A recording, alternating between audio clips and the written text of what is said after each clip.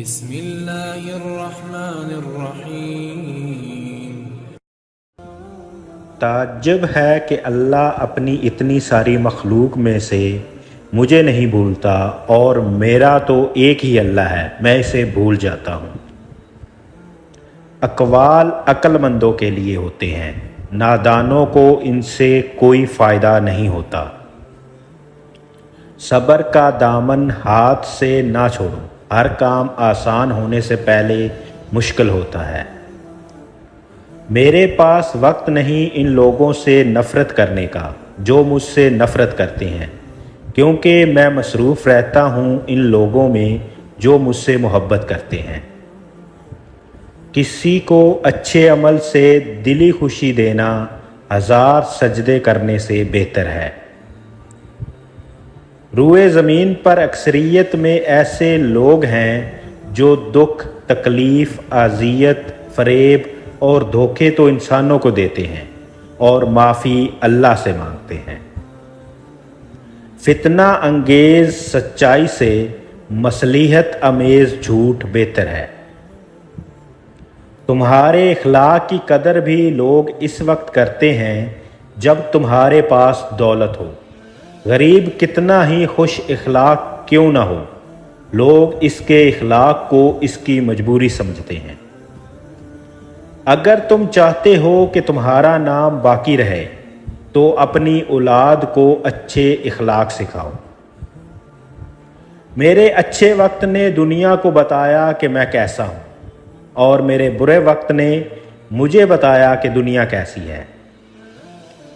تو نیک ہو اور لوگ تجھے برا کہیں، یہ اس سے اچھا ہے کہ تو برا ہو اور لوگ تجھے نیک کہیں۔ جاہلوں کا طریقہ یہ ہے کہ جب ان کی دلیل مقابل کے آگے نہیں چلتی تو وہ لڑنا شروع کر دیتے ہیں۔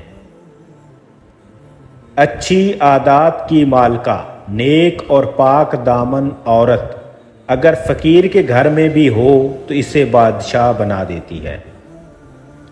اس سے تو خاموشی بہتر ہے کہ کسی کو دل کی بات کہہ کر پھر اس کو کہا جائے کہ کسی کو نہ کہنا۔ جو شخص بچپن میں تمیز نہیں سیکھتا وہ بڑا ہو کر بھی نہیں سیکھتا۔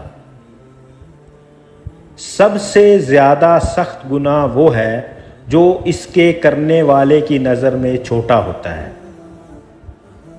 کتنے ہی لوگ ایسے ہیں جو زمین پر مشہور مگر آسمان میں گمنام ہیں، اور کتنے ہی لوگ ایسے ہیں جو زمین پر گمنام اور آسمان پر مشہور ہے۔ عزت تقوی سے ہے، قوت سے نہیں۔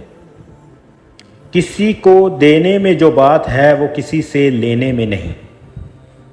حضرت شیخ سعدی سے کسی نے حال پوچھا تو آپ نے فرمایا کہ اللہ کی نعمتیں کھا کھا کر دانت ٹوٹ گئے، مگر زبان ناشکری سے باز نہیں آتی۔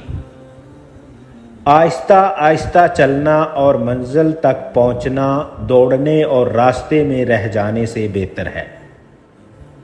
آدمی کے جھوٹا ہونے کے لیے اتنا ہی کافی ہے کہ وہ ہر سنی سنائی بات پر یقین کر لے۔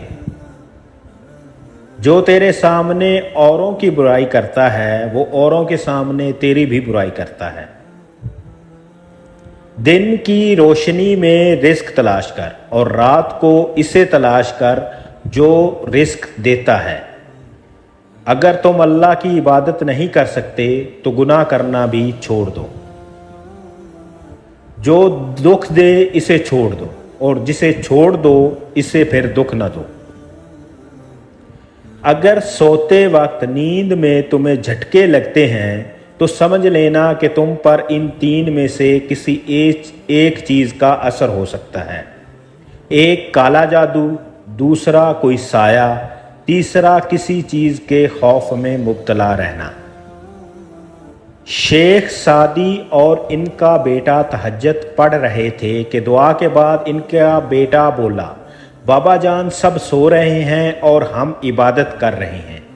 تو شیخ سعدی نے فرمایا کہ اگر دوسروں کے عیبوں پر نظر رکھنی تھی تو بہتر تھا تو بھی سویا رہتا۔